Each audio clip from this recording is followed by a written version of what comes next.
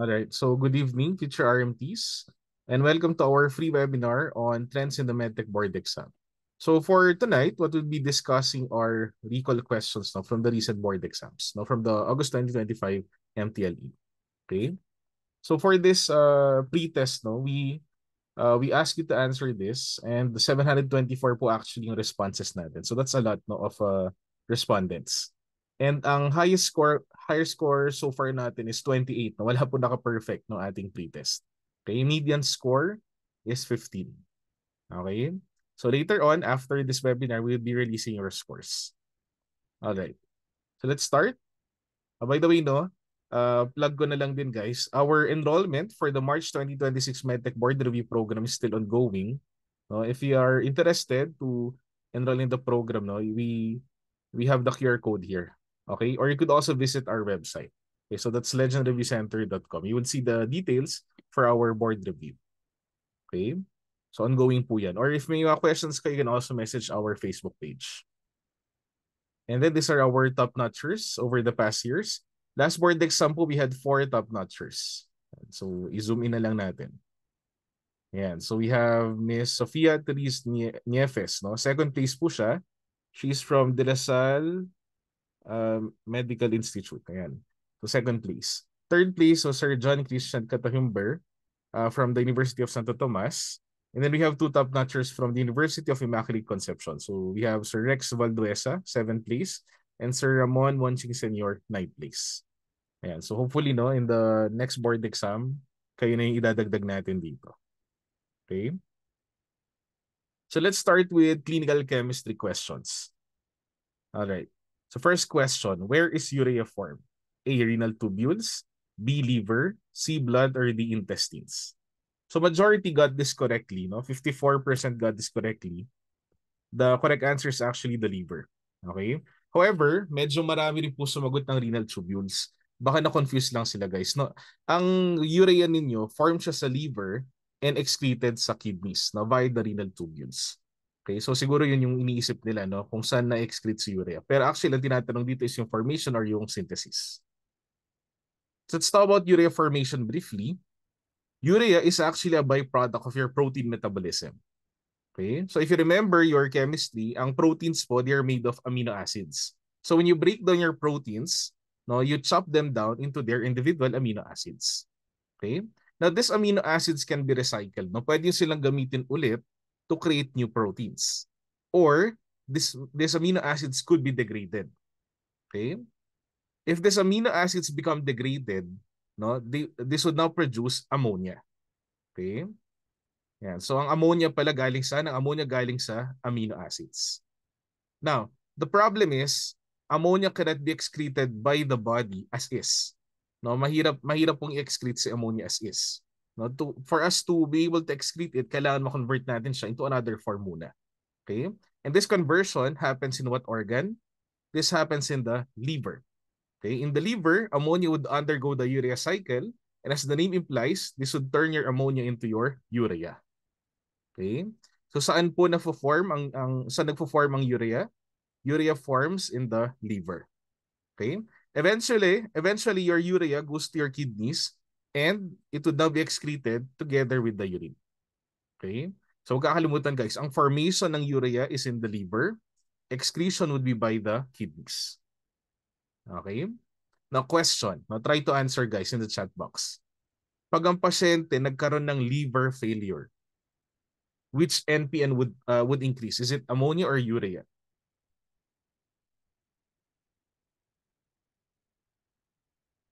Again, the question is if the patient has liver failure, which NPN would increase? Is it ammonia or urea?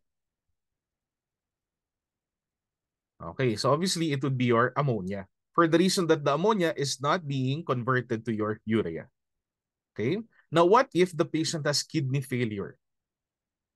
Which NPN would increase? Is it ammonia or urea? Okay, so this time, ang sagot naman is urea.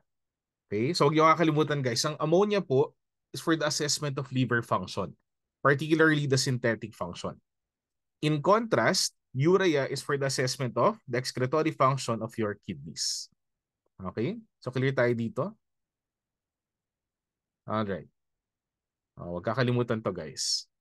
Paboritong tinatanong sa board exam ang urea.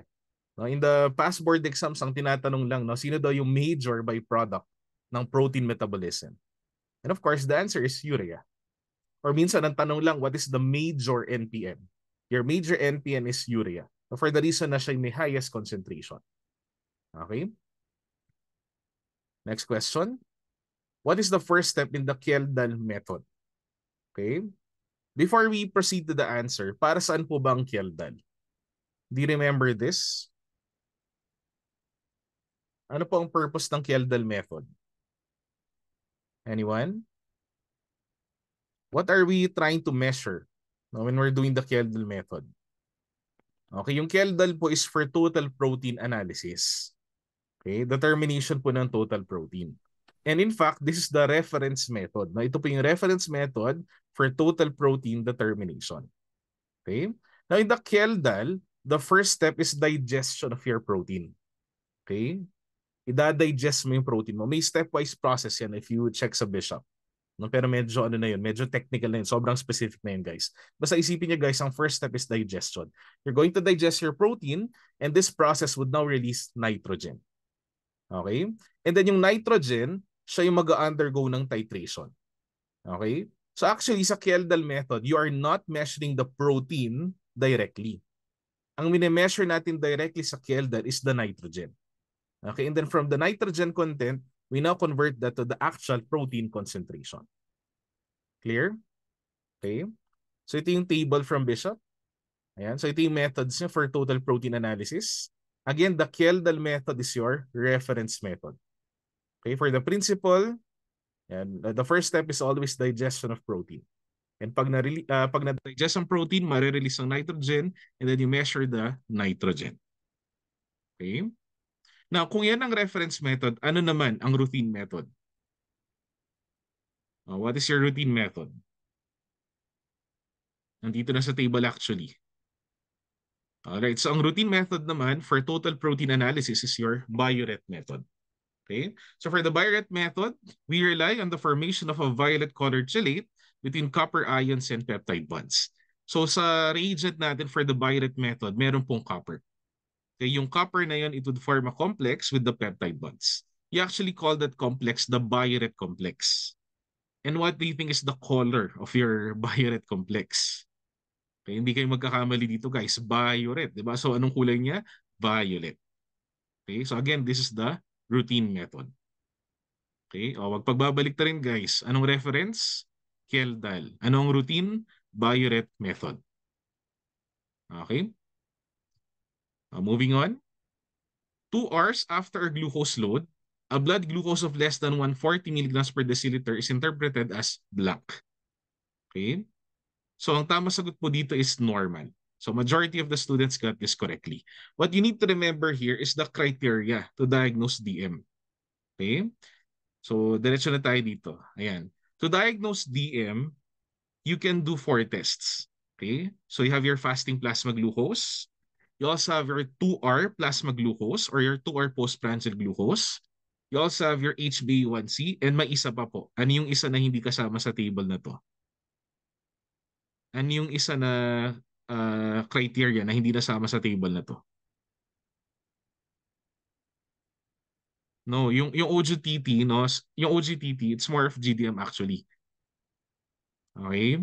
May isa pa pong test na makita nyo sa guidelines ng American Diabetes Association. Okay, it's the random plasma glucose. Okay? So ulitin ko po, no, 4 yung test natin which we can use to diagnose DM. You have your fasting plasma glucose, your 2-hour plasma glucose or 2-hour postprandial glucose, pareho lang yan guys.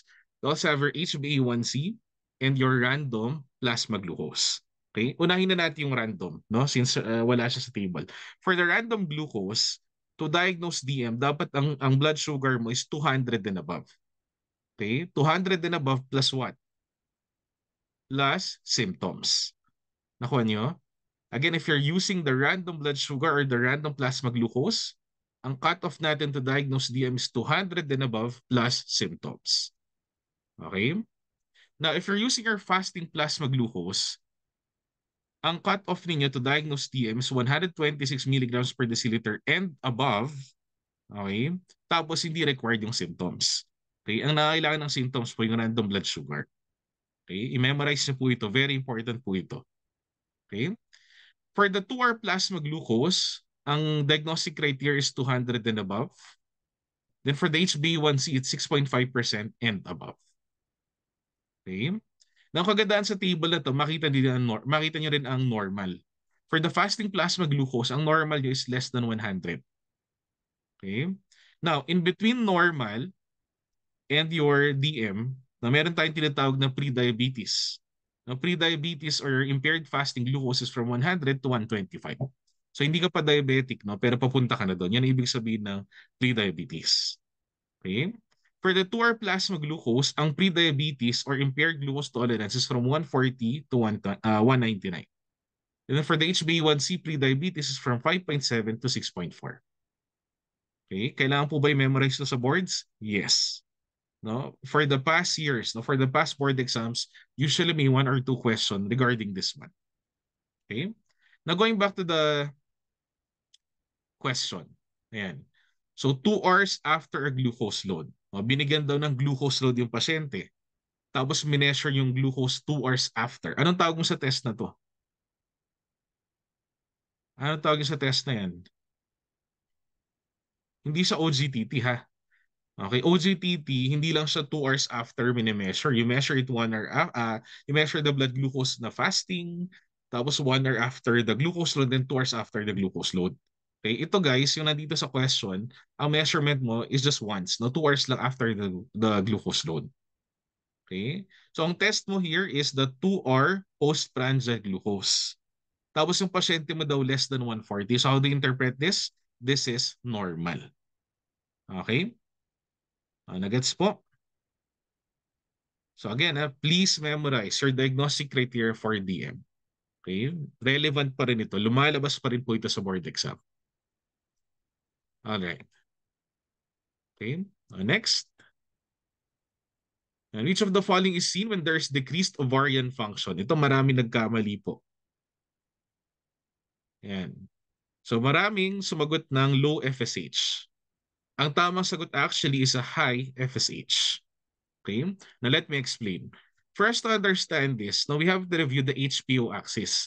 HPO stands for hypothalamus, pituitary, and ovaries. Okay? So yung tatlong organs na yan, no, they work together for the synthesis of your estrogen and progesterone. Okay? So look at the diagram. Ayan. The hypothalamus would release the hormone GnRH. No, GnRH is your gonadotropin releasing hormone. Okay? GnRH, on the other hand, will now stimulate the pituitary to release your LH and FSH. Now, LH is your luteinizing hormone, FSH is your follicle stimulating hormone. Okay? Both of this would work hand in hand to stimulate your ovaries to release your progesterone and estrogen. Okay? So that's the HPO axis. All right? Now, this axis is regulated by what we call negative feedback. Are you familiar with negative feedback?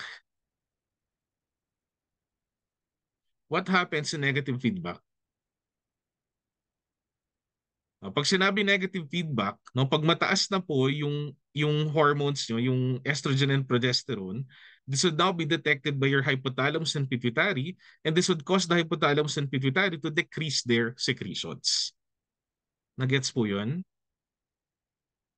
Ang analogy ko dito parang ganito lang yan guys eh. Halimbawa, nagpupuno ka ng tubig sa timba. 'Di ba? So on mo yung gripo, no? Kasi kung walang laman yung timba. Eventually mapupuno yung timba, 'di ba? Marami ng tubig. Anong gagawin mo? Lalakas mo ba lalo yung gripo or papatay mo yung gripo? Papatay mo na yung gripo. 'Di ba? Kasi enough na yung water. So ganun din dito guys, no? Pag enough na yung progesterone and estrogen, magkakaroon ngayon ng negative feedback. This would now tell your hypothalamus and your pituitary to decrease GnRH and your FSH and LH respectively. Gets? Now, going back to the question. Ang sabi sa question, yung pasyente mo may decreased ovarian function. Okay? Pag decreased ng ovarian function, what do you think would happen to estrogen and progesterone? Would they increase or decrease?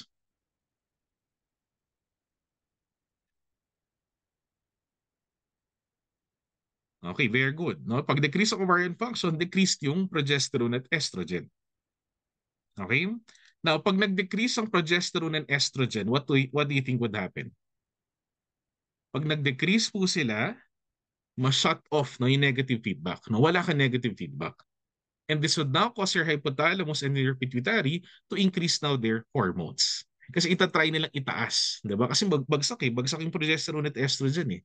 So itatry ngayon ng pituitary mo na itaas yan. So you would see now an increase in your LH and your FSH. Nagets yung class? Okay? Anong magandang example ng condition where you have decreased ovarian function? Sige nga. Anong best example nito? Okay, may mag-answer guys sa chat box. Anong best example po ng decreased ovarian function?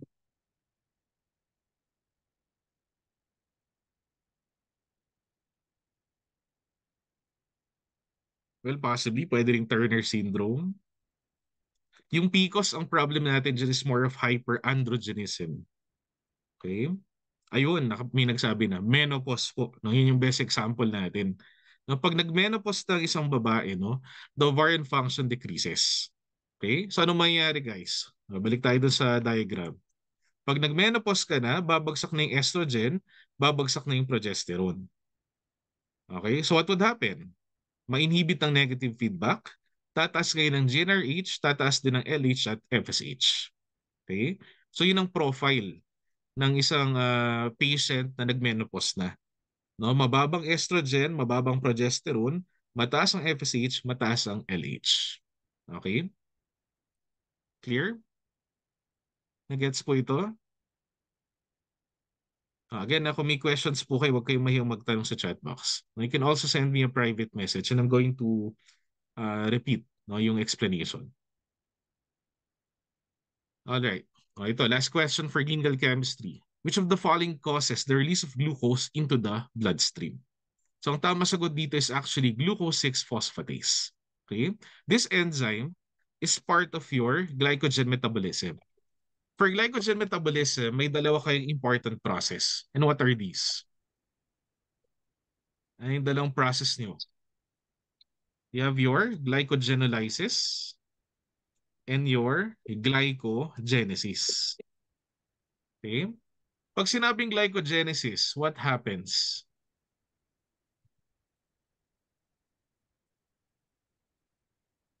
Sa glycogenesis, yung excess glucose mo, it would now be stored as glycogen. No, yan ibig sabihin ng glycogenesis. No? From glucose, yung excess glucose, it will now be stored as glycogen. Okay? In what organs do you store glycogen? Nandito na sa illustration. Yan, we store glycogen in the liver as well as in the skeletal muscles. So ang pinaka-purpose nito, storage. No, may excess ka na glucose, itago natin siya ngayon as glycogen. Okay? Na pag kailangan na po yung glycogen, no, yung glycogen, mabe-breakdown na siya ngayon back to glucose. And you now call that glycogenolysis. So basically, ang glycogenolysis, siya yung opposite ng glycogenesis. Okay? Now, both of these organs are of course capable of this one. No, syempre, yung glycogen na na-store, dapat ma-breakdown din yan eventually. Okay? Now, what's the difference between these two organs? Tignan niyo yung diagram. Alright. So one difference is yung presence ng enzyme na glucose 6-phosphatase sa liver. Okay? Anong ginagawa ng glucose 6-phosphatase? Glucose 6-phosphatase would remove the phosphate from your glucose 6-phosphate. No? I-cleave na yan, i-hydrolyze yan, tatanggalin niya yung phosphate para yung glucose 6-phosphate maging glucose ulit. Okay? And yung glucose na yan, it can now be released into your bloodstream. Okay? So si liver nyo guys, no, in short, pwede nang i-break down yung glycogen back to glucose 6-phosphate. And yung glucose 6-phosphate na yan, pwede maging glucose para yung glucose may distribute ulit sa bloodstream. Okay? Now sa skeletal muscle, tignan nyo. Sa skeletal muscle, wala po yung enzymes na yan. Okay? So yung glycogen na na-breakdown, it would just end up as glucose 1-phosphate. And ang glucose 1-phosphate kasi, stuck yan inside the cell. Okay? So sa skeletal muscle, yes, capable siya ng pag-breakdown ng glycogen, pero yung mabe-breakdown na yan, para lang sa own usage niya. Unlike si liver po na mapagbigay. Okay? Si liver pwede niyang i-redistribute yung glucose to other organs na nangangailangan. Nagets niyo? Okay? So going back to the question, yeah, so which of the following causes the release of glucose into the bloodstream? Okay, so ang sagot po dito is glucose 6-phosphatase. And what organ is capable of this? Type mo sa chat box. Ano organ lang po ang capable nito? Okay, liver lang po, ha? Hindi kasama ang skeletal muscle. Okay? Now, may isa pang importance yung glucose 6-phosphatase na yan. Glucose 6-phosphatase is actually the most common enzyme deficiency of glycogen metabolism. Okay? Yan yung most common natin na glycogen storage disease. Okay? What do you call this condition where you have deficiency of glucose 6-phosphatase? Sige nga. Tingnan natin kung may nakaalala. Yan yung most common na enzyme deficiency ng glycogen metabolism. Anong tawag mo sa sakit na yan? I saw someone answer G6PD. Guys, ang G6PD po, that's glucose 6-phosphate dehydrogenase. No? It's an entirely different enzyme, no, from glucose 6-phosphatase. Okay? Yung G6PD dehydrogenase po yung D doon. No? Ibang-ibang enzyme po yun. Okay? Ang G6PD actually part yan ng anong pathway? Ibang pathway siya. Hexose monophosphate pathway siya. Okay? Hindi siya sa glycogen. Alright. So, going back, no, glucose 6-phosphatase deficiency, that's your von Gierke disease. And again, this is the most common glycogen storage disease. Okay? What do you think is a manifestation of von Gierke based on what you have talked about so far? Sa von Gierke, wala kang glucose 6-phosphatase. 'Di ba? So yung pasyente mo makakapag-store ng glycogen, pero yung glycogen na yan, mas stuck lang siya sa liver. Okay, so makita niyo yung pasyente niyo magkakaroon ng hepatomegaly. Lumalaki yung liver nila. Ayan. Okay? So that's one obvious manifestation, no? Because of the enzyme deficiency. All right, so moving on. Do you have questions so far? Kung naintindihan po yung discussion, please type 100% in the chat box. Dapat sa March 2026, 100% ang national passing rate. Kung pwede lang po, no? Alright. Next na po tayo. Let's talk about micropara. So first question, select the most appropriate culture medium for Legionella. Guys, yung question na to, walang kamatayan to, no? As in, halos bawat board exam lumalabas siya. Even sa ESCP, paborito rin pong question ito. Okay, so for Legionella, the culture medium is your BCYE. So BCYE is your buffered charcoal yeast extract agar. Okay, so this contains yeast extract and L-cysteine. Now, both of this enhance the growth of Legionella. The charcoal, on the other hand, would absorb toxic compounds. Okay, again, this is BCYE, no, for Legionella. And kita niyo yung culture medium niyo, black na black yan. No, kasi nga may charcoal siya. Next, which specimen is preferred for the isolation of T. whiffley? Ako, nung lumabas to last board exam, maraming nagulat na students. No? Hindi sila familiar kasi with this organism. Okay? For T. whiffley, the specimen is actually tissue. No, biopsy actually ang kailangan dito. Okay, T. whiffley is your Tropharima whiffley. Okay, Tropharima whiffley. And this is the causative agent of Whipple's disease. Okay, this is a gram-positive bacilli, slow-growing, and difficult to culture. Okay, the classic Whipple's disease involves GI symptoms. Aside from the gastrointestinal symptoms, may systemic involvement din po siya, and also neurologic and cardiac involvement. Okay, so hindi lang siya limited sa gastrointestinal tract, no? May kumakalat din siya. Now for its diagnosis, we rely mainly on histopathology. Okay? Hindi siya madaling makulture, no? So mainly histopath or biopsy ang ginagawa dito. And ang specimen natin is duodenal biopsy. So that's why ang sagot sa sa question natin is tissue. Okay? Other than that, you can also do your molecular tests. No, you can do your PCR testing. So PCR naman, you can use blood, CSF, and tissue. Okay? No, some of you might argue, Dok, pwede naman yung blood. Guys, yung pagkakatanong kasi, isolation. Okay? Hindi siya purely diagnosis. Pag sinabi isolation, no, ma-isolate mo yung organism, no? So, syempre, isolation ang best palagi culture. Pero kung hindi ka makapag-culture, ang next best mo, histopathology. Na-gets of class?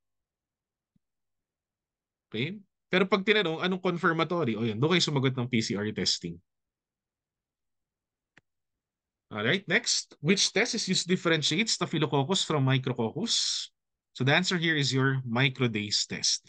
Now at the first place, why do we need to differentiate Staphylococcus and Micrococcus? Ano muna ang similar sa kanila? Anong pareho sa kanila, guys? Let's start with the gram stain. Anong gram stain nilang dalawa?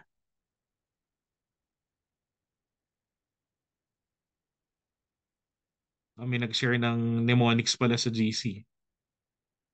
Yung W, the wall of the intestine. Very good. Alright. So both of them are gram-positive cocci. Okay? Now, pag nakakita kayo ng gram-positive cocci, ano yung first test na gagawin nyo palagi? Okay, you do your catalase. No? We do the catalase to differentiate your Staphylococcus from your Streptococcus. Na kung positive ang catalase, what's your organism? Staphylococcus. Diba? Yun nga lang class, you have to remember na may isa rin pong catalase positive other than staph, and that is your Micrococcus. Nakuha nyo? Pareho silang gram-positive cocci na catalase positive. That's the reason why you need to differentiate them. Okay?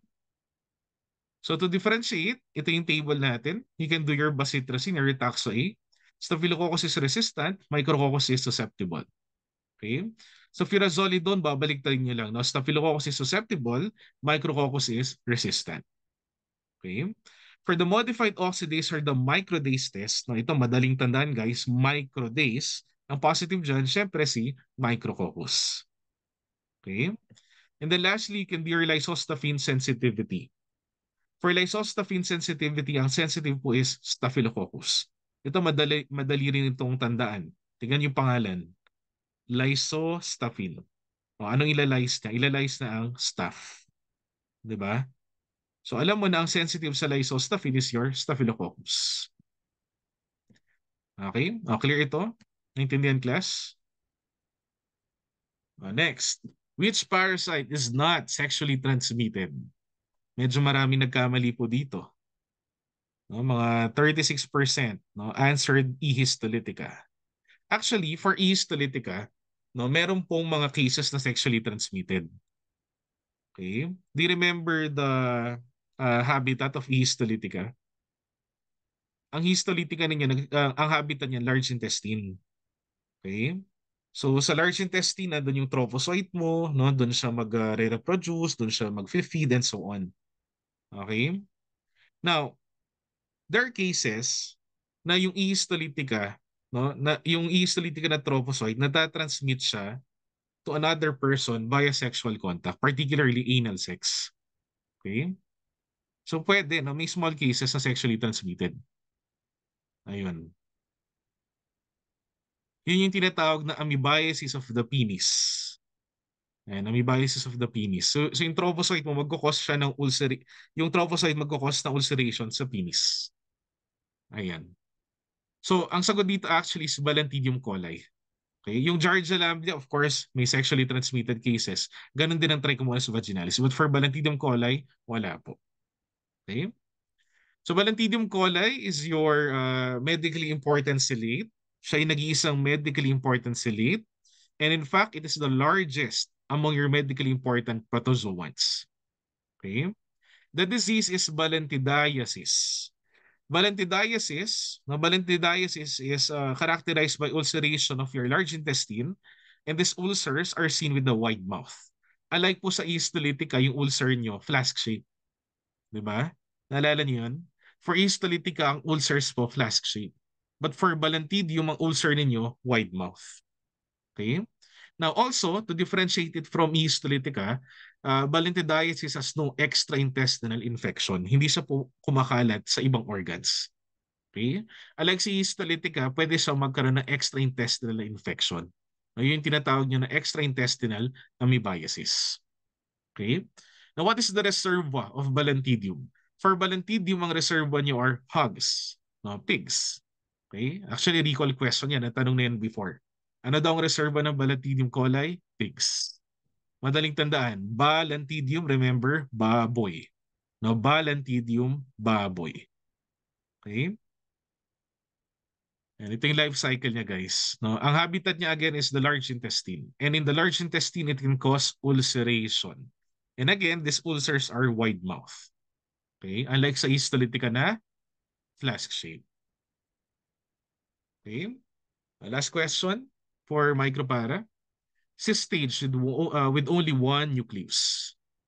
Okay, so this is your Entamoeba bushleyi. No, a lot of you got this correctly. Okay? For Entamoeba histolytica, ang cyst ninyo could have how many nuclei? Type na sa chat box.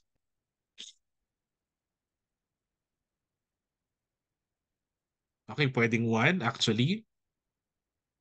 Pwede ring 2, pwede ring 4. No, for histolytica, sagad po yung 4. No, up to 4 nuclei yan. Okay? 1 to 4 po actually.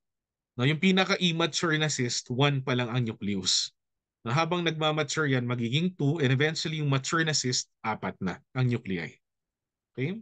How about for Entamoeba coli? For Entamoeba coli, it's 1 to 8. No, sagad po yung 8. No, you can have up to 8 nuclei for Entamoeba coli. Okay? So Entamoeba hartmanni, remember, siya yung small race histolytica. No, so it would resemble the morphology of histolytica. However, it is just smaller. Okay? Nasagot po dito is Entamoeba bushleyi. So we have here an illustration. Guys, parasitology, make sure you study the pictures. Okay? Halos every board exam may picture po na isang parasite. Yung last board exam lang po yung wala. Okay? Pero halos every board exam may picture lagi ng parasite. Okay? Ayan. So as you can see, for histolytica, yan, yung cyst niyo could have up to 4 nuclei. Okay? For Entamoeba coli, you could have up to 8. For Entamoeba hartmanni, up to 4 din yan. No? Kasi nga, kamukha niya ang histolytica. For Entamoeba bushleyi, sagad po yung isa. Isa lang talagang nucleus nyo for the cyst. Okay? Now, other than the nucleus, now, other than one nucleus, ano pa yung makikita nyo sa loob ng Entamoeba bushleyi cyst? Sige nga. Galing may nakasagot na agad. Okay. So other than the singular nucleus, now you're also going to see your glycogen vacuole. Now meron kang isang malaking mass, no, or isang vacuole containing glycogen. And remember, ang glycogen nyo may high affinity yan for iodine. Now it would be stained well, no, by iodine. Okay, so makita niyo yan under the microscope, no? Very, very brown siya if you're using your iodine state. Kaya nga tinawag siya na iodamoeba. Okay? Yung nasa stain ng iodine is the glycogen vacuole inside the cyst. Okay? Clear po ito? Do you have questions regarding micropara? Oras na. Alright, let's continue. So let's talk about clinical microscopy. Last board exam, one of the easiest subjects po was clinical microscopy. Kaya kagandahan kasi sa CM guys, no, predictable yung questions. Majority pa rin naman nasa Strassenger pa rin. Okay? Tapos early as now, I suggest po no, na kung magbabasa kayo ng books, no, one of those books should be Strassenger. Okay? Aralin niyo mabuti si Strassenger. And pag naaral niyo mabuti ang Strassenger, definitely mataas po ang CM ninyo. Okay? So first question, all of the following contribute to seminal fluid except blank. So the correct answer here is actually epididymis. Now, marami pong sorry, wait lang, mali yung answer key ko dito pala. Sorry, ang sagot dito, except pala ito guys, no? Except vas deferens po ito. Okay? Ang vas deferens nyo, ang role niya lang is to conduct the sperm cells. Okay? Remember, yung mga sperm cells nyo, they mature in the epididymis. So kasama po, no? Contributory din ng epididymis. Okay? So please disregard this one, no? Ang tama sagot dito, vas deferens. Kasi ang tinatanong po, except. Clear? Ayan. So ito po yung mga nagko-contribute sa semen. Okay? So majority of your semen is comprised of seminal fluid from the seminal vesicle. So 60 to 70% yan. You also have your secretion from your prostate or what you call prostate fluid. That's 20 to 30%. And then 5% po is your bulbourethral glands. 5% is spermatozoa. And yung spermatozoa na yan, nangagaling po sa epididymis. Ito siya.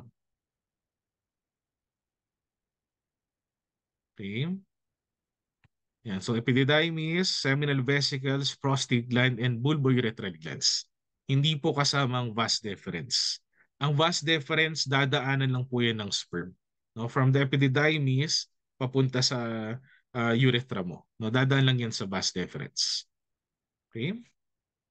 Yan. So i-correct ko po ito ha. Vas deferens po ang answer key dapat dito.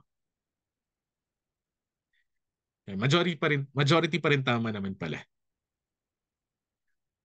Alright, next. Color of bacteria in your Sternheimer Malbin.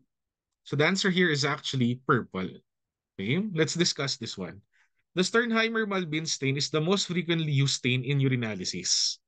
And it is comprised of two stains. Now, it is comprised of crystal violet plus safranin. Now, if you're going to read your Strassinger, may isang table po doon showing you the expected staining reactions of your urine sediment constituents. Yan, malaking table yan, guys. Yan, hanapin yung bacteria. Ayan. Yung bacteria sa urine, if they're motile, they would not stain. But if they're non-motile, they would stain purple. Okay, so that's why the answer here is, and the answer here is purple. The bacteria would stain purple in the Sternheimer Malbin stain. Okay? And sa Strassinger po galing yung table na to. Alright, next. Which crystal is described to be spherical with concentric circles and radial striations? So majority got this correctly. This is your leucine. Okay? So leucine crystals are yellow-brown spheres that demonstrate concentric circles and radial striations. No, ito yung itsura nila. Okay? And saan po ito associated? This is associated with liver disorders. Now, it is one of the three crystals no, associated with liver disorders. Other than leucine, ano pa yung dalawang crystal na associated sa liver disorder? Type na ako sa chat box.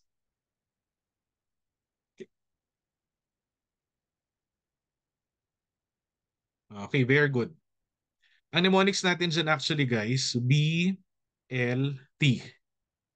Okay, bacon, lettuce, tomato. Ayan. So bilirubin, leucine, and tyrosine. Huwag niyo nakakalimutan po ito ha. BLT. They're all associated with liver disorders. Okay? Next. Urine specimen where the patient is instructed to clean his perineum before voiding urine. So ito yung kumakalat na meme no, regarding the last board exam. Kasi ang nangyari po last boards, nagkahiwalay po ang midstream at clean catch. Okay? So kung itanong ito ulit sa inyo guys, ano yung sasagot nyo? Kung ako itatanungin po, no? Ang dinidescribe kasi dito sa question, yung cleaning. 'Di ba? So kung mamimili ka between midstream and clean catch, anong better answer? Siyempre better yung clean catch. Okay? Pag sinabing midstream, ang instruction dyan, yung gitna ng ihi yung i-collect mo. 'Di ba? Yung clean catch na part, ang ibig sabihin nun is you clean the perineum before you collect the urine. Okay? Actually, if you're going to check Strassinger, na may box po dun sa Strassinger describing you the clean catch procedure. Okay? Tignan niyo yung procedure guys. Clean catch. So wash hands, remove the lid of the container, separate the skin folds, clean from front to back. Ayan, hindi ko na binabasa buo kasi tatagalan tayo. Hold the skin folds apart and then begin to void. and then bring the urine container into the stream of the urine. So hindi niya sinabi yung middle of the stream. Okay? Ang dinescribe lang sa procedure dito, yung paglinis lang. Okay, yun ang ibig sabihin ng clean catch. Nakuha nyo? May mga ganitong tanong talaga sa boards no, na minsan mapapakamot ka na lang ng ulo. No, but think of it, no? Medyo pag-isipan mo siya ng kaunti. 'Di ba? Anong best answer dito? Siyempre, clean catch pa rin. Na kung siyempre, kung sinabing you collect the middle of the stream, o yun yung midstream, no? Pero dito kasi, yung paglilinis yung describe. So definitely this is clean catch. Okay? Last question for CM. No, para saan daw ang Hosch test? The Hosch test is a test for porphobilinogen. Okay? So we have this table, and you can take a screenshot of this. And so these are other chemical tests no, done in the urine. Okay? So nandito sa second slide, yung Hosch test. And the Hosch test is a test for porphobilinogen. The Hosch test is actually based on your Ehrlich reaction. That's why ang reagent nyo is still your Ehrlich reagent. Okay? Ang nadagdag lang dito guys, yung 6 molar hydrochloric acid. Anong gagawin ng 6 molar hydrochloric acid? Try to remember. Acid yan, di ba? Meron siya actually sisirain na compound. Yung compound na to, you have to differentiate it from porphobilinogen. Anong compound yan?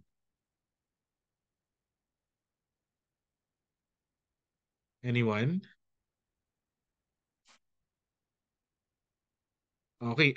Ang purpose ng 6 molar hydrochloric acid, sisirain niya po ang urobilinogen. Ito na. Yan. Sisirain niya yung urobilinogen. So pag nag-react ang Ehrlich reaction, alam mo na hindi dahil sa urobilinogen yan. Most likely, it's due to your porphobilinogen. Okay? This is also the reason why ang porphobilinogen, madedetect mo yan kapag alkaline ang urine ng pasyente. Okay? Mas preferred mo siyang i-detect pag alkaline ang urine.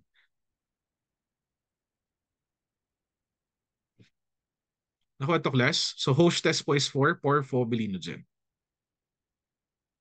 Okay, let's go to hematology. Last boards, relatively easy din po ang hema. Now, compared to the other subjects. I'm not saying na it's totally easy ha. No, I'm saying relative to the other subjects, madali pa rin naman siya. Okay? So first, you have here a picture. Now, last boards, ito yung nag-iisang picture na lumabas. Okay? So identify the following poikilocyte. What is pointed here is your bite cell. Okay? So lagi every board exam, meron at merong poikilocyte talaga na lumalabas. May time po na lumabas na yung Burcell nyo, no? I think lumabas na rin ng aside from Burcell, sickle cell yata, no? Basta may mga poikilocyte lagi po. So make sure you study the pictures, ha? Aside from identifying the poikilocyte, make sure you also know the associated disorder. Okay? Ano yung mga sakit no, na usually makikita ano mga poikilocyte na yan. Okay? Next, smudge cells. Where do you see smudge cells? Basta makita niyo po ang smudge cells, automatic ang sagot po, CLL. Okay? Wala na pong iba. Okay? For smudge cells, remember your CLL. So what are smudge cells? Smudge cells are lymphocytes seen in CLL. CLL is your chronic lymphocytic leukemia. Okay? Now, in CLL, the lymphocytes become more fragile. Yan, marupok sila, no? So when you do your blood smear, what happens is yung lymphocyte nyo, literal na nasa smudge, nasisira po sila. So that's how your smudge cell would form. No, literal na they are being smudged. Okay? So wag kakalimutan guys ha, CLL, sana, ano ang isipin nyo? Smudge cells. Okay? Automatic na dapat yan. Next, decrease in hemoglobin synthesis typically results in black. Yan. Pag decrease ng hemoglobin synthesis, you expect that you're going to see microcytes. When I say microcytes, these are smaller RBCs. Okay? Which makes sense, di ba? Kasi yung majority ng RBC nyo, ang laman yan, hemoglobin. So pag decrease ng hemoglobin synthesis, you're going to produce RBCs which are small. Okay? Oh, can you give me conditions where you have decreased hemoglobin synthesis? Type nga sa chat box. In what conditions are you going to see decreased hemoglobin synthesis? Give me one. Okay, very good. Iron deficiency, anemia. Diba? Remember, for you to produce hemoglobin, you need your iron. So kung kulang ang iron, kulang ang hemoglobin. Your RBCs would become microcytic. Aside from IDA. Okay, sideroblastic anemia. Okay, you also have there thalassemia and may isa pa. I'm looking for another answer. May isa pa po. Okay, pwede rin actually ang lead poisoning, no? Lead poisoning would impair the incorporation of your iron into your heme. So pwede rin actually ang lead poisoning. Ayun, ACI, no? Anemia of chronic inflammation. Very good. In ACI, may iron ka but the iron is stuck no in storage.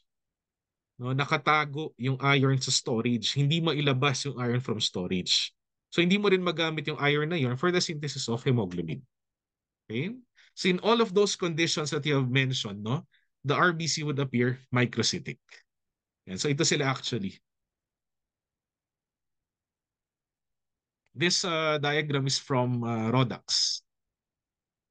Yeah, so in sideroblastic anemia, iron deficiency anemia, anemia of chronic inflammation, and also in thalassemia, your RBCs would become microcytic. Anong common sa lahat ng conditions na yan? In all those conditions, there is decreased hemoglobin synthesis. Okay? Next, in what stage can granulocytes be differentiated from each other? May nag-share ng mnemonics sa group chat. Tails. Actually, ang mnemonics namin dyan sa review, ATIS. No? ATIS. ACI, thalassemia, IDA, sideroblastic anemia. But if you're going to add your lead poisoning, pwede rin po yung tails. And thank you for the mnemonics po. Alright, going back to the question. In what stage can you differentiate the granulocytes? Sino ba yung mga granulocytes niyo? Your granulocytes are your neutrophils, basophils, and eosinophils. At what stage can you start differentiating them? Or rephrase ko na lang yung question. Ano yung hahanapin nyo to differentiate these three granulocytes? Sige nga. Anong kailangan nyo makita? Okay, someone mentioned granules. Pero anong granule? Okay, very good. Now, those are your specific granules. Now, for you to differentiate the granulocytes, you need to look for the specific granules. Now, saang stage po lumalabas ang specific granules? Okay, ang specific granules natin, lumalabas sila in the myelocyte stage. Okay? Promyelocyte, ang makita nyo pa lang dyan, primary granules. Madaling tandaan, promyelocyte, primary granules. After the promyelocyte, you have your myelocyte. In the myelocyte stage, meron ka ng secondary granules or specific granules. And this would now make it possible for us to differentiate the granulocytes. Okay? So ito yung table nyo ng granulocyte maturation. So galing po ito sa Rodax, sinamarize ko siya into a table. Okay? So again ha, yung primary granule mag-a-appear yan sa promyelocyte stage. Okay? Yung secondary or yung specific lumalabas lang yan pagka myelocyte stage. That's why in this stage, pwede mo na siyang tawagin neutrophilic or eosinophilic or basophilic. Pwede mo na silang i-differentiate. Okay? Yan, sa board exam po, hindi na kailangang i-memorize yung sizes. Ang mahalaga yung pattern. No? You could see here na habang nagmamature, palit ng palit yung ating granulocyte. No, ganun lang. No? Nung third year, I'm sure pinamemorize sa inyo yan. No? Pero sa board review, hindi na po kailangan yan. Okay? Sayang lang sa space sa utak. Next, Flajuk factor is also known as your Fitzgerald. Okay? So hindi po nawawala na tinatanong po yung other names ng mga coagulation factors natin. Okay? May isang time actually, no, mga siguro 1 or 2 years ago, mga 5 to 6 questions yan. No? Puro other names lang po ng coagulation factor. Okay? So make sure you memorize this ha. Yan, sayang po ang points dito. Yan, ito si Flajuk. So Flajuk is your HMWK. Another name for this is your Fitzgerald. Yan, ang dami niyang pangalan, di ba? Okay? Uh, we're now down to our second to the last subject. ISBB na po tayo. Last board exam, medyo na maraming nahirapan po ng ISBB. No? Pero ganoon naman talaga. Mahirap naman talaga ang ISBB as a subject. Okay? Uh, First question. Which of the following is not an acid phase reactant? So when you say acid phase reactants, now these are serum proteins that increase in concentration whenever you have inflammation. So yun yung ating definition ng acid phase reactant. Okay? CRP, no, definitely that is an acid phase reactant. No, actually among your acid phase reactants, siya yung pinakaunang tumataas. No, kaya nga siya yung ating preferred the marker of inflammation. Okay? SAA is your serum amyloid A. Tumataas din po yan during inflammation. Ganun din ang fibrinogen. It also increases in inflammation. Okay? Ang tama sagot po dito is actually transferrin. Si transferrin baligtad. When you have inflammation, no, it would decrease. Instead of increasing, transferrin decreases. That's why, in some references, this is called a negative acid phase reactant. Okay? Other than transferrin, meron pa ba kayong kilala na negative acid phase reactant? May dalawa pa. Ayun, very good. So aside from transferrin, you have your prealbumin and your albumin. That's why ang mnemonics ko dyan, PAT. P-A-T. Prealbumin, albumin, and transferrin. Now, these are negative acid phase reactants. Now, they decrease when you have inflammation. Alright? Next. Which of the following is the best explanation why the ABO system is the most important blood group in transfusion safety? Okay? Yung question po na ito is actually from your blood bank guy na website. Kilala niyo ba si BB Guy na website? Yan. So kung maghahanap po kayo ng aaralin as early as now, no, check that website. Yung BB Guy. Very helpful po yun. Okay? Yan. As in, lifted question po ito doon. So the answer here is ABO antibodies are capable of rapid, severe intravascular hemolysis.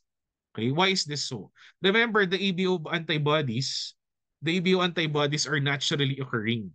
So kahit hindi ka pa na-expose to the A or the B antigen, nandyan na agad yung antibody. Okay? Kung type A ka, expected na may anti-B ka.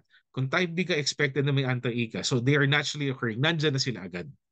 That's why pag nagkamali ka ng transfusion, no, rapid ang ating reaction. Agad-agad nagkakaroon ng intravascular hemolysis. Okay? Tama ba yung next choice? ABO antibodies are formed after alloimmunization. No. No, again, they are naturally occurring. No, kahit hindi ka ma-expose, meron na agad yung antibody. Okay? ABO antibodies are mostly IgG. Is this correct? Most of your ABO antibodies are what? They're mostly IgM. Although, meron tayong small minority na IgG. And actually, may kaunti ding IgA. No, but majority of them are IgM. Okay? ABO antibodies can easily cross the placenta. Is this correct? This is incorrect. Mali po yan. No, bakit? Remember, they are IgM. So they cannot easily cross the placenta. No, unless of course you have that small subset na IgG. Okay? Yung mga type O nyo, remember, yung mga type O, meron silang tinatawag na anti-AB. Okay? Aside from the anti-A and the anti-B, meron ding tinatawag na anti-AB sa mga type O patients. And yung anti-AB na yan, this is actually IgG. Okay? So can it cross the placenta? Can it cross the placenta? Yes or no? Yes. Diba? It can cross the placenta. Hence, it can cause what condition?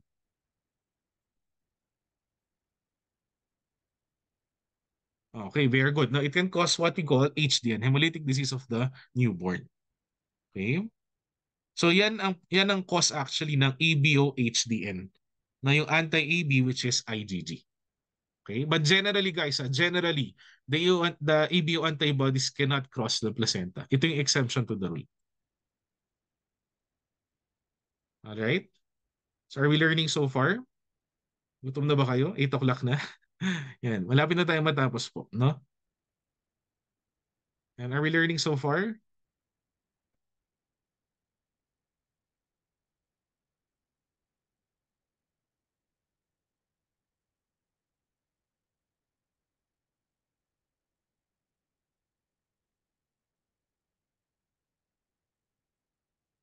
Ay, may participant tayo na RMT na. Hello, ma'am. Allow me to read your message, no? And hello po, Doc Gab. I'm a board exam taker last August 2025. Pero nag-aral po ako sa inyo ng 2024. Nagamit ko po halos lahat ng mother notes nyo. And ganyan na ganyan po yung mga lumabas. Pero RMT na po ako. Ma'am, congratulations po. And we're happy na naka-join pa rin kayo ngayon. Magre-review ba kayo for the ESCP? That's why you're here? Or trip niya lang talaga? Bored lang kayo sa bahay? And congratulations, ma'am, ha? And thank you for the kind words. Okay, next. Which of the following is not performed, sorry, not preformed, not performed on cord blood? Okay, so ang hindi po performed is antibody screen. Okay, why? Now remember, sa mga fetus, sa mga neonates, wala pang antibody production.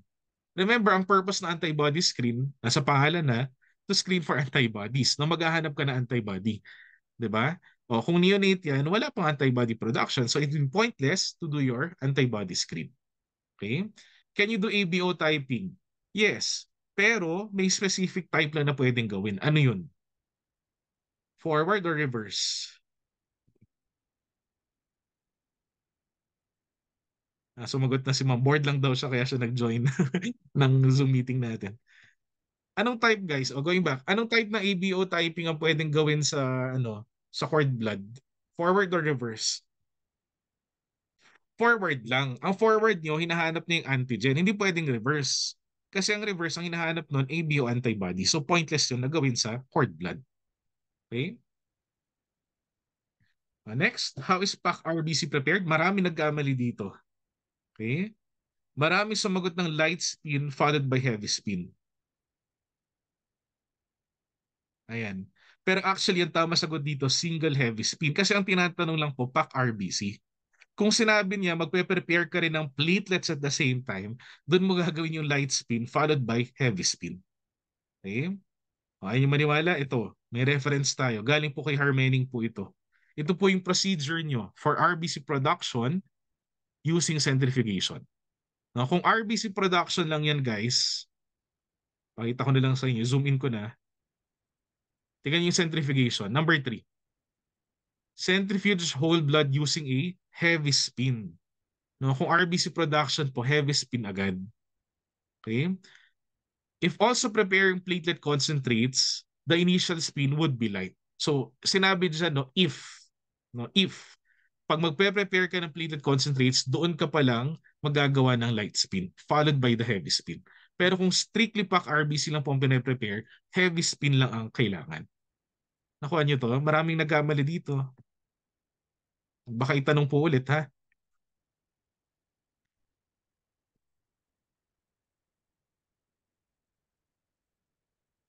Nagsisi na po ba? Yung kanina pa po, first subject po yung sisi kanina. Nagets nyo to, class?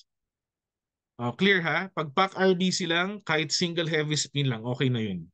Pero kung kailangan din ng platelet, light spin followed by heavy spin. Okay?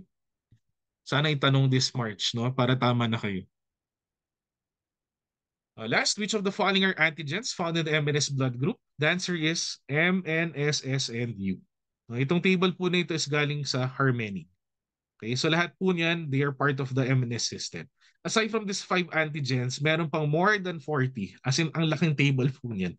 Okay, pero ito yung mga pinamahalaga na antigen under this blood group system. Okay?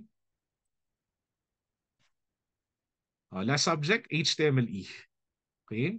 Last boards, relatively easier din po HTML compared to the other subjects. Okay? Well, at least for our students, no? Kasi ang feedback ng mga students namin, majority of the questions galing na discuss naman no, nung lecture namin for Histopat, si Sir Hero. Okay?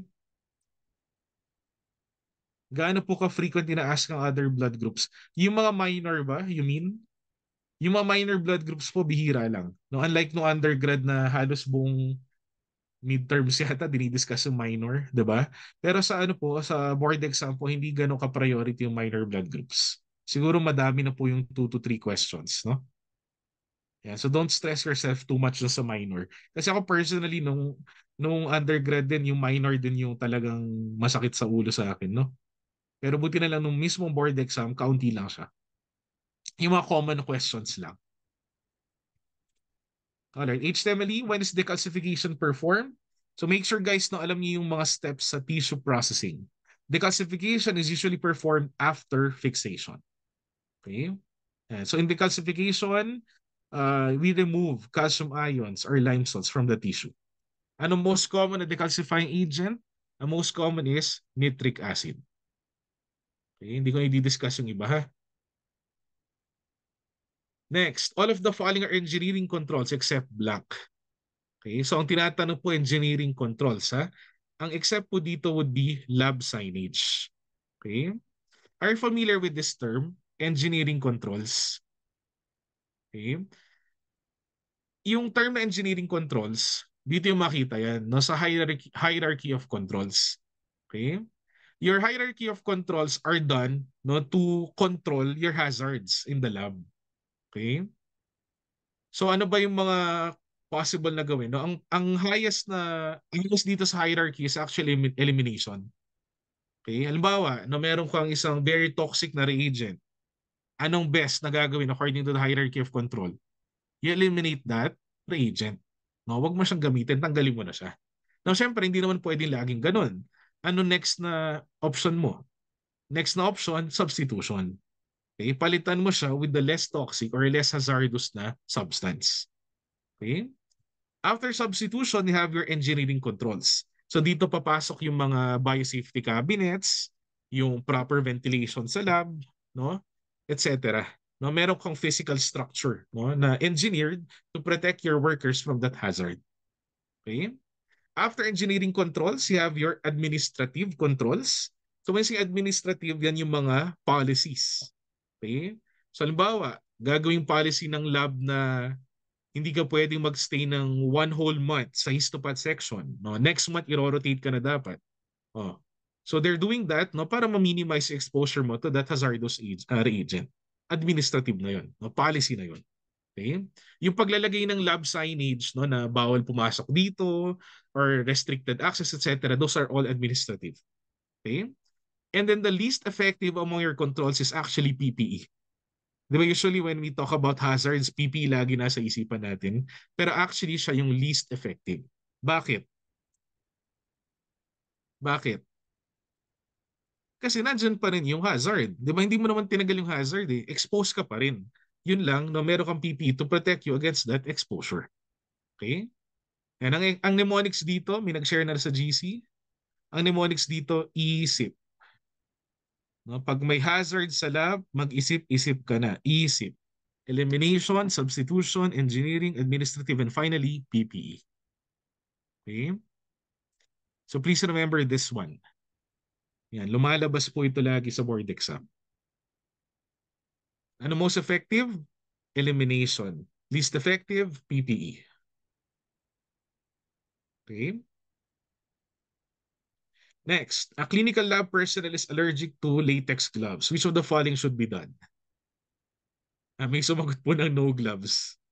No, may isa pong matapang na sumagot ng no gloves. Okay? Siyempre, kailangan pa rin ng gloves as PPE. Now, kung hindi ka pwede gumamit ng latex, no, use an alternative like your nitrile gloves. Okay? So you're going to see this actually sa Strasinger. No, sa Strasinger ko po ito kinuha. No, if you have latex allergy, you can replace your latex gloves with nitrile or vinyl gloves. Okay? Kung wala pong nitrile sa choices, look for vinyl gloves. They can be used as alternatives. Okay? Next, which of the following is not used as medical legal evidence? Ang answer po dito is frozen blood. Although ang blood, pwede naman gamitin as evidence yan. Pero kasi sinabi dun sa question, frozen blood. Okay? Baka yung frozen blood na yan, yung sa blood banking pa, no? So hindi siya pwedeng gamitin, no? Siya yung best answer dito. Siya yung hindi gagamitin as medical legal evidence. Okay? Yung ligature, pag sinabing ligature, these are ropes, tali. Okay? Like for example, no, in cases of hanging or strangulation, no? Yung tali, syempre, gagamitin niya as evidence. Ang tawag doon ligature. Okay? Bone fragments, ginagamit ba? Yes. No, like for example, with gunshot injuries, no? May mga gunshot wounds kasi na tumatama sa bone. Pag tumama sa bone yan, syempre yung bone mo mag-fragment. Magamit din yan as evidence. Okay? Definitely bullets. So, kasama din ang bullets as evidence. Ang best answer po dito, frozen blood. Okay? Medyo marami sumagot ng ligature. Baka siguro hindi nila ang ibig sabihin ng ligature. Ang ligature po, simply put, ang ibig sabihin lang yan, tali. Okay? Ito. Use as counter stain in the Papa Nicolau. 1. Eosinazure, 2. Hematoxylin, or 3. OG6. So ang sagot po dito is 1 and 3. Okay? Eosinazure and OG6. Okay? So ito po yung components ng Papa Nicolau. Ang nuclear stain niya is hematoxylin. OG6 serves as a counter stain. It would stain your keratin. Eosinazure is also a counter stain. Then you also have your light green SF, which will stain the cytoplasm of other cells. Okay? Ang isang additional po is your Bismarck brown. Although yung Bismarck brown, it stains nothing. No, kaya nga sa mga recent na formulations, actually tinanggal na po itong Bismarck brown. Okay? Hindi ko nga alam bakit at the first place dinagdag siya. Kasi wala naman talaga siyang sinistain eh, 'di ba? Yan, saling cut lang sa kumbaga, no, saling pusa lang siya diyan. So tinanggal na siya eventually. Okay? Yan, so please make sure you know the components of your Papa Nicolau staining. Also, please study the appearances no, under your Papa Nicolau stain. Your cell nuclei would stain crisp blue to black. Okay? That's because of what? Ano yung nuclear stain ulit? Hematoxylin. Okay? Cells with high content of keratin and glycogen would stain yellow. Superficial cells would stain orange to pink. And then yung mga intermediate to parabasal cells, they would stain turquoise green to blue. Okay? Ang reference ko po dito, Gregorius. Yan. Marami talagang minimemorize sa histopath. No, personally, histopath ang lowest ko before sa board exam. Okay? And that's actually my last slide. Do you have questions? May natutunan po ba tayo tonight?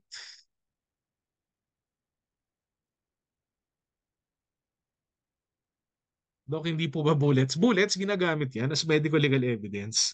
No, pagka nag-investigate tayo ng mga, let's say, gunshot wounds, actually, kailangan mo i-collect lahat ng bullet.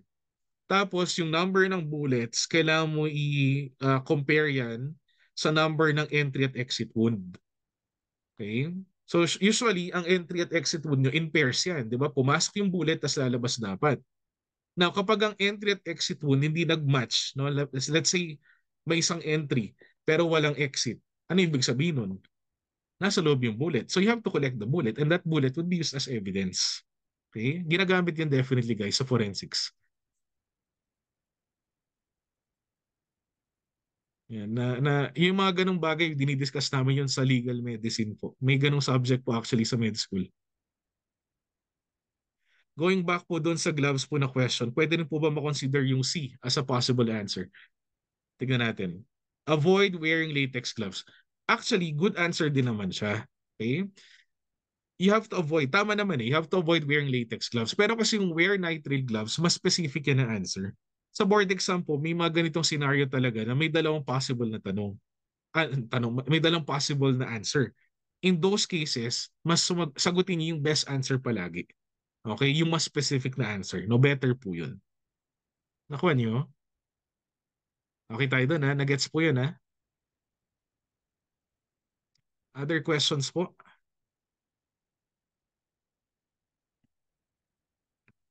Lumabas din po paano gumawa ng Leris account. Yung Leris account, guys, yun yung ano, gagamitin to register for the board exam. So you go to the PRC website muna, no? Kailan magsa-start ang ano, registration for the board exam? Tinanong na yun before. Alam niyo ba, guys? Kailan nagsa-start ang registration for the board exam? Ilang months before the boards. Sige nga. Ayun, 3 months before the boards, no, nag-open na pong registration. So by that time, no, gagawa na kayo ng Leris account nyo dun sa PRC website. Okay? Doc, ano po usually reference book sa micro? Actually, wala silang single na book sa micro eh. No, minsan Mayhon, minsan Baileys, no? Panapanahon din yan, guys. Okay? Other questions po?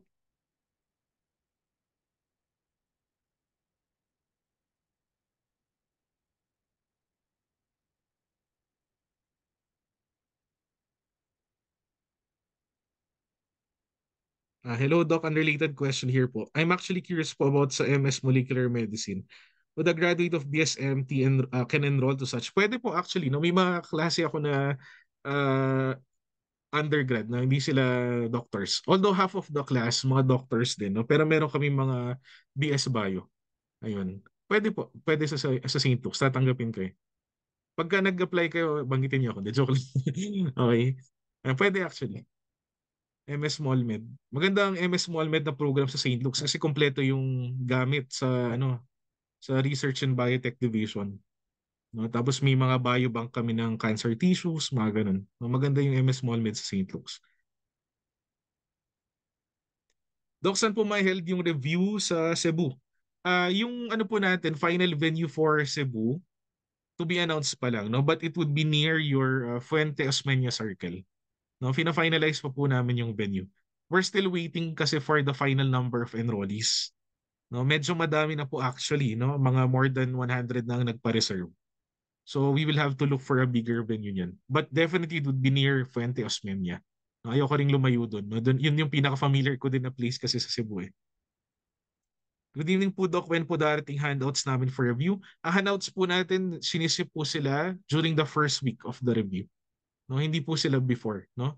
Huwag kayong mag-alala kasi ang first week naman natin sa online review, puro pre-test pa lang yan. No, hindi pa kakailanganin agad yung handouts. Okay? Ako, bumubuhos na yung questions. Same question, kailan daw ma-deliver yung mother notes? Ganun din po ha. Ang mother notes natin during the first week, ang start ng shipping. Do kapag po nag-enroll ng December hanggang March na po yun. Yes ma'am, no? Hindi namin kaiwanan hanggang sa night before the second day of the board exam. Hindi namin kayo tatantanan. Dire-diretso na po yun. Hanggang March na po yun. Hi Doc, second retaker here. I still choose Legend post my RC. I hope pala rin na po. Yes po, yan. Konting ano lang talaga, no? Tsaga. Minsan may mga plans lang din talaga si Lord for us. Yan. Sa ISBB po, more on immunosero talaga nilabas kaya nahirapan ako. For this batch, no, we have made adjustments to our roster of lecturers. So, ayun naman, no, nakita naman namin lagi yan, yung mga feedback na students. So, we always adjust. So, expect nyo rin po na may mga bago tayong lecturers, ha? Same po ba lecture ng first batch and second batch online? Yes po. Face-to-face review, advance po ba pagbigay ng handouts? No po. Sa face-to-face, we give the handouts on the lecture itself, no, during the lecture itself. Okay? Hindi kami nagbibigay in advance to motivate the students to attend yung face-to-face lectures. Okay? Explain ko na lang sa orientation nyo bakit. Trinay na namin before yan, no? Pero mas maganda talaga no on the day na binibigay. Wait lang medyo mubuhos na yung questions.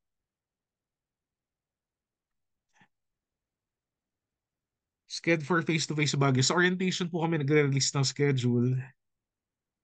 Dorm po sa Baguio. Ngayon po kasi wala tayong affiliated na dormitories but if you check the Facebook groups, may mamakita naman kayong for rent sa Baguio. Ingat lang kayo guys sa mga scammer ha. You always verify before you do your down payments. Mas maganda silipin niyo muna bago kayo mag-down payment. Ah, Doc, until when po yung access sa mga recorded lectures nyo? Pag, let's say, nag-enroll kayo for March 2026 na boards, ang access po natin until the second day of the board exam. Okay? Kasi ang expectation namin, you're going to take the March 2026 board exam. That's why you enroll for the program. Okay? Hanggang second day yan ng board exam, available po sila. Sir Ding po sa HIMA lecture. Si Sir Ding po ang lecturer natin for HIMA online. Now, if you're in the face-to-face no na program, I'm going to do hematology, pero at the same time, magkaka-access din kayo sa hematology ni Sir Ding sa online. So, dalawa agad no yung HIMA lecturer niyo. Ayos ba 'yun? Okay ba 'yun?